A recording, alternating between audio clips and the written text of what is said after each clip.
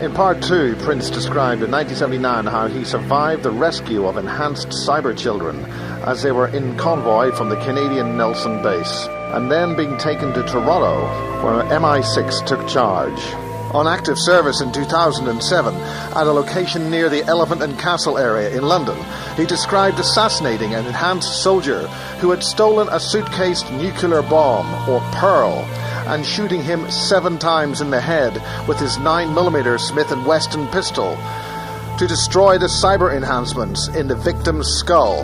He described how this was done using a strange small cube of ET or ancient origin which was able to control the victim. So for more claims and details, back to Michael Prince in the Bases 9 interview 2011. That was on the island of Penang in Malaysia. There's a NSA facility on the island there. It's a looking glass facility. What's a looking glass facility? They use looking glass technology there. Piece of hardware. Project Looking Glass remote viewing thing, or it's a piece of hardware. Looking glass. It looks. I got a photograph of it.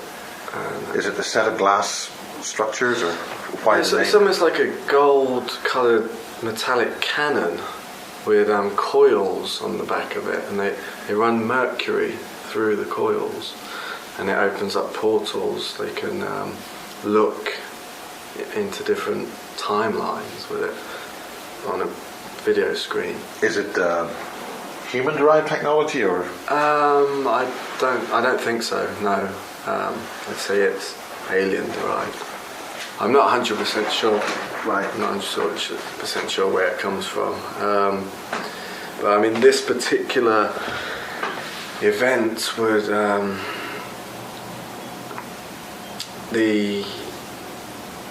I was taken there by my carer, who I was delivered into her care from Toronto and taken back to London in '81. A mother figure, like a carer? This was the woman. I mentioned her name on the interview of Richard last night. Kate Casbolt. Kate Casbolt, yeah. Right, okay. Yeah. Which is where you get your persona, James Casbolt. Yeah, not my biological mother. Yeah. I mean, we've discussed this, yes. Kate and I. There's connections with MI6 with her, definitely. So she's essentially there to keep you happy and healthy and in a sort of a normal way? Yeah, kind of. It was complicated because there was... Like a foster mother? Or? Yeah, but then her husband before 81, Peter Casbolt, he was the MI6 agent who was involved in the drug trafficking operations. I mean, I've seen some of his file data from MI6. And he's the guy who got killed, is that right? He died in Doncaster prison in 2003. He was serving 6 months for possession of false passports. And this was in conjunction with his function as in MI6, but why did they let it go through, or was it? Was he operating freelance, so to speak? He would sometimes operate freelance. He'd take drugs from the shipments to sell on the side, and it isn't a drug. So he extended his brief. Yeah. And they didn't like that. Yeah, and there was also I don't know. That's the reason why he died. There's something going on that I need was to he get bumped to off in prison because people knew he was an agent now? I'm pretty sure he was bumped off. He was. His file data talks about him being involved in remote viewing programs for the NSA, a program called Albright and Clear. Albright? Albrighton, because it was based in Hove and Brighton. All right. And there was an NSA remote viewing program run from Brighton. Albright and Clear it was called. And I was given his identification number for that program. So he is MI6. The guy who raised me for a few years in Berkshire and Reading, Neil Pettit, he was never married to Kate Casbolt. They were never married, but they were together for a number. What's his name again? Neil Pettit. He worked just near Peasmore, Hermitage in Newbury. Yeah.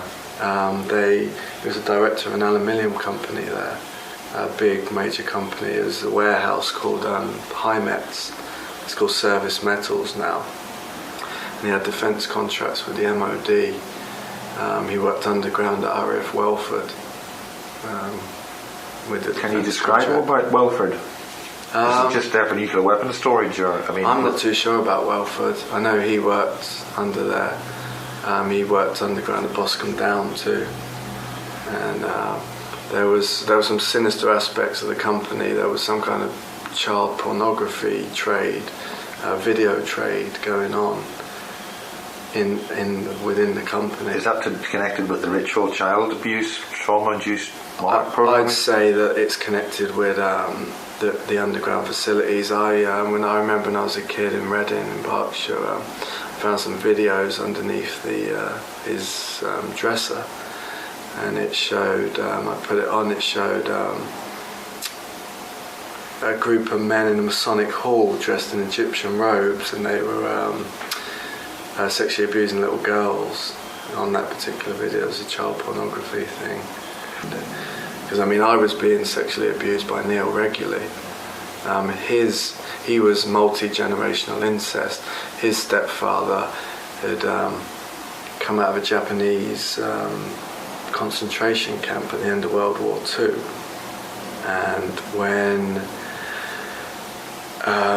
his name was Jim Murch. Now, when he came back to Berkshire, he started to straight away sexually abuse Neil and his sister, and there was satanic ritual elements of it where he killed the animals in front of them. Yeah, I remember Neil always, because Neil was an alcoholic as well because of all this, and he used to get drunk and sit me down to always tell me the same stories when he was drunk. He used to always tell me about how when Jim took him and his sister out into the garden and killed the rabbits in front of them, killed the pet rabbits in front of them, cut their throats. And he used to say to me, do you know what a paedophile is? And I was young and unsure, and he said, if I saw you in the pub and you told me you were a paedophile, I'd punch you straight in the face.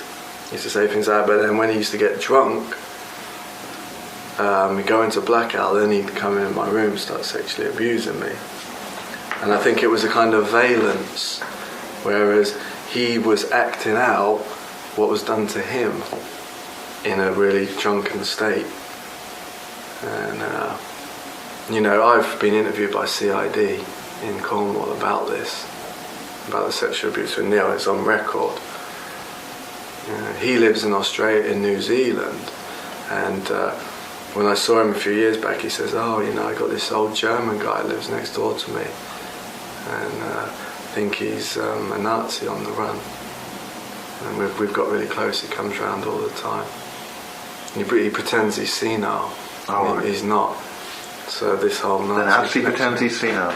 Yeah. But is he working for the Nazis still? Well, it's just no coincidence. He's got an old Nazi next door to him. He pretends to be senile, but he's not. Yeah. Okay, just before I say that, I'd like to say I'm not biologically related to either of the families I just mentioned, the Casbolt or the Pettits.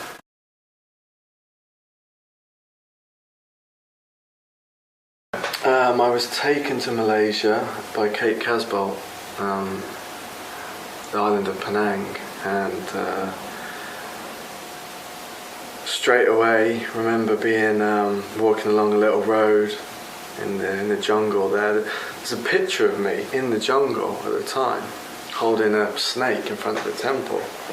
That was put on Project Avalon, and I just remember we were taken off the road by an army jeep and driven down a windy road in the jungle to a facility, fence facility, went in and separated from Kate Casbolt, taken underground in a lift, and there was kind of some command centre there, just a series of computer operators in their desks, and taken by an American military officer and shown video footage. I think it was some kind of satellite video footage, and I'd honed him something to do with remote viewers too.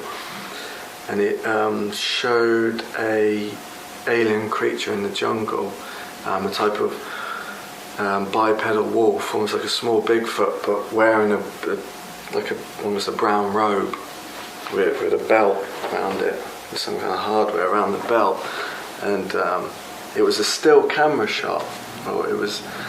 I personally think it was taken through the eyes of a remote viewer, and they were connected to satellite. I think it was a camera shot through their eyes. So you can directly photograph and record what people see, either by telepathically remote viewing in, or by an implant, or by an implant. It's all very physical, and I think that this was what the remote viewer saw just before he died, because this creature, as far as I know, killed that remote viewer, and that was the last thing he saw. How did they kill a remote viewer? I think he shot him with some kind of particle beam weapon, because I saw these creatures operate those. So, I mean, the remote viewer is physically not where the being was. No, he's physically tracking the being through the jungle, and he's I think he's seen him from a distance. But when I say remote viewing, he's like a camera. He's zoomed into him from a long distance, using his physical vision, but using his remote viewing abilities to zoom in. Right. And so when the other being shot him, did he shoot his presence as a remote viewer? Did he see like an orb or something? How does he see something? No, he's physically there. The soldier's physically in the jungle, tracking this creature through the jungle, but the creature's at a distance far away. So the soldier has zoomed in with his vision, which is a type of remote viewing, but it's more physical because it's connected to satellite. But then how is he shot if he's so far away? Because the creature on the still shot that I was showing on the screen, the creature's turned around like that and has looked.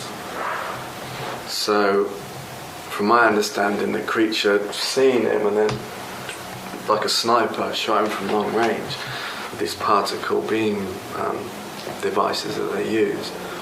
So I was shown that, and I was the creature growled at the same time, and that was picked up, the sound. And below the still shot, there was a sound wave of the growl.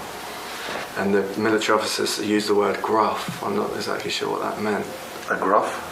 Gruff, just gruff. G-R-U-F-F. Gruff. And they played the sound wave to me under the screen, which was the growl. And they played it to me once, and then they said, focus on it. And then they played it to me again. They played it about 3 or 4 times, and each time was picking up the energy signature of the creature.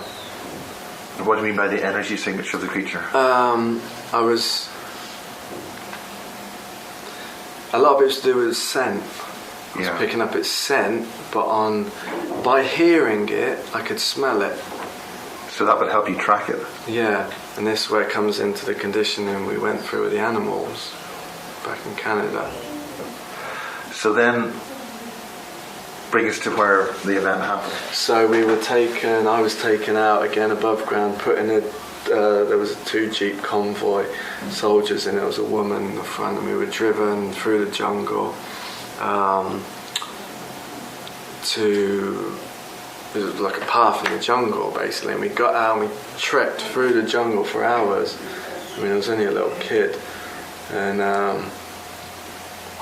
after a couple of hours we stopped for a rest in this clearing in the jungle. It was almost like the pathway was turned into almost a crossroads, like one path coming this way, one path there, like a crossroads. And we'd just stopped to have a drink and have a rest, and I'd picked something up in the trees. And what do you mean by picked it up? Sensed it? I smelt it, but it's more than just smell. It's like you can see smells. I picked something up in the trees, and I looked up and I saw it in the tree. We were supposed to be tracking it, but it had been following us. It already knew you were coming? Yeah, and it was there, it was in the tree. And I shouted up to one of the soldiers, I said, it's up there. And this is where the the abilities of these soldiers comes in. This was the first time I saw the abilities of them, and this was later I would have the same abilities. The moment I saw it and it knew that I'd seen it, it kind of went upright like that, and it shot some beam out towards me. It was almost like it made the air like swish, like a rotation like that. I just felt the swish, like this rotation sort of coming towards me. But it was like metallic, but it glowed. The air? No, the thing that it shot. Yeah. This particle beam or whatever it was.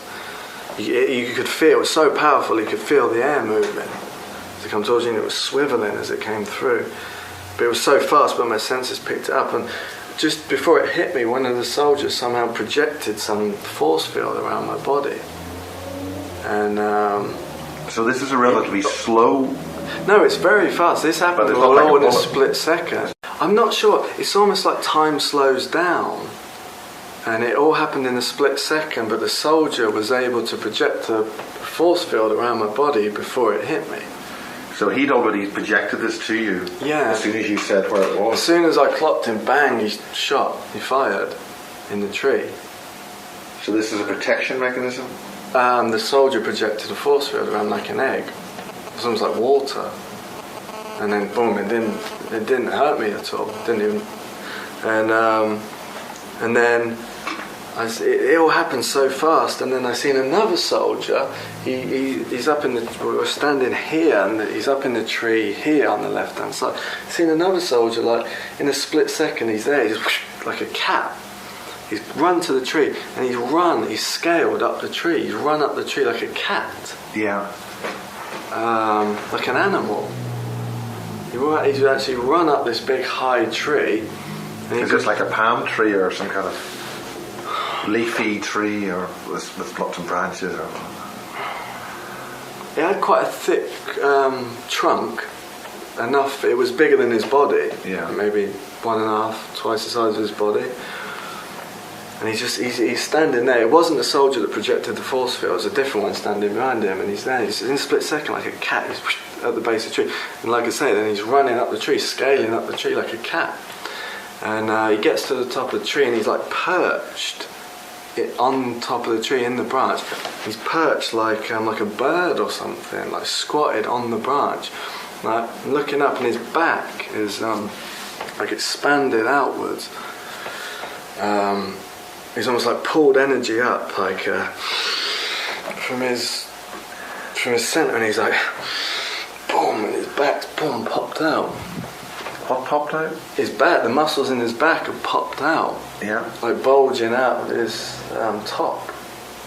Like, and he's perched in the tree, and this thing has either jumped from this tree to the next tree, or he's some sort of teleported to the next tree, to the next branch. He's just gone woof, just. Yeah, but it's like he launched himself. But then you don't see him flying through the air. He sort of launched himself off the branch, and then he's like, poof, he appears. He does the same thing. He chases him into the next tree. And he like sort of launches himself off the branch. But again, he's sort of teleportation. He just appears in the next tree, and then the creature's like boom to the next tree. They're chasing each other through the trees. The creature and the soldier. I mean, it's amazing to watch. And after a while, they obviously disappeared. You can't see them anymore. And one of the operators had a type of laptop computer, and he wanted. This was like really. He got it quickly next to me, and he wanted me to tune in. I shut my eyes, and I could see a screen in my mind's eye, and I could see the creature's a red dot on the screen moving forward. So is he following the creature, or is he following his compatriot following the creature? The guy in the tree is chasing the creature through the tree. But is the red dot the actual creature? The red dot is the creature. This is some kind of satellite remote viewing thing, link up. And what the red dot in my mind's eye is like a map. Is the creature moving in a certain direction, and the soldier following him is a green dot, following him in the same direction. And on the screen, on the laptop with the soldier next to me, what I'm seeing, the picture, the map, is on the screen. So he's tracking it and he's reporting back to the base. Were there more red dots? Yeah, well, this is it. The other soldiers that were with us started running after them on the ground with their guns. They obviously didn't have the ability to do all this tree climbing thing. They run through, and I saw them as a series of green dots as well, following behind the first soldier, not as fast. In other words, he had backup. Yeah, they were going through, and then I saw another dot moving in, a bigger one. A red dot or a green dot? I think this was a purple dot, a bigger one. And I said to the operator next to me, I said, he's calling in his ship. So he's calling in his ship. And in other words, one of ours. No, the creature was calling in his ship to escape because it was being pursued. And then the operator got on the radio and said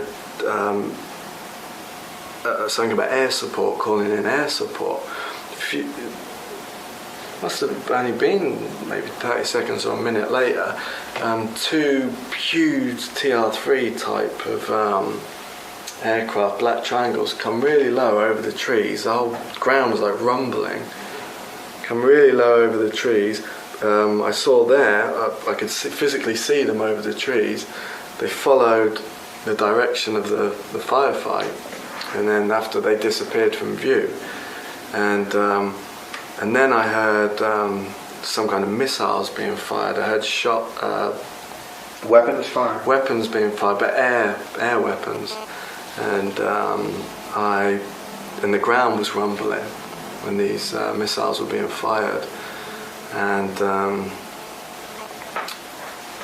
then that was it. It disappeared. And then the soldiers eventually came back. They said he's got away. The creature had got away. He got to his ship and got away. And that caused us major problems. What's the reason? Because this creature was involved in our lives when we were adults. Isn't no coincidence. We were connected to this creature. This creature turned up at Peasmore. This creature turned up at other bases. And is that the kind of creature that Barry King described? Now this was a wolf. This was a bipedal wolf, like a small Bigfoot. Where with a kind of type of brown robe. You're not talking about something very tall then? Yeah, tall, like a man, but like a wolf, like a Bigfoot. Yeah. 6 foot, something like that. And he was very similar to the flying humanoids. The footage you see in South America, it was kind of similar to that. I think they're creatures, I've heard the name creatures from the Canis Empire being bandied around. I think they're extraterrestrials from Sirius. I've never heard of them before. No, nobody's ever talked about them before. They're on YouTube. But nobody said they're sort of bipedal wolf people from Sirius, Canis Empire. But it's just when I saw the footage on YouTube, the flying humanoids, it was similar to what I saw in the jungle in Penang. And so that was an unsuccessful mission then. Yeah. But that was how long was that in the planning? What happened that this creature was detected? Apparently the creature had come into the area. There was some military conflict going on in Malaysia at the time. The SAS, the SAS. Is that because those creatures are used to train more of the enhanced super soldier type children by the SS? This creature had come in to.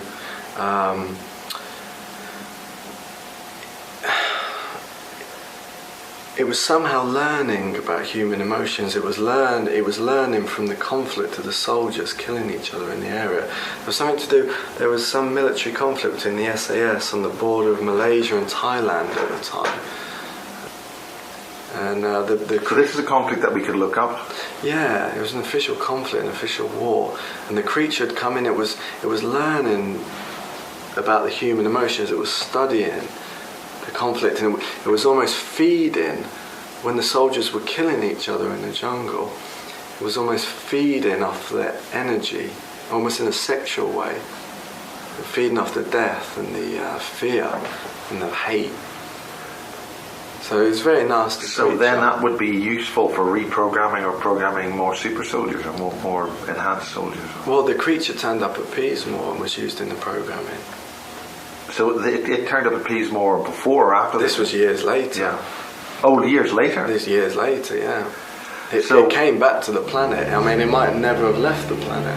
So why were we trying to pursue it, to kill it? Or were we trying to kill it? Were you trying to kill it? I think they were trying to kill it. But then why would it then come back in and say hello? Because it obviously escaped, and then it had its human collaborators, which were probably these factions that we've talked about that haven't got human race best interest at heart.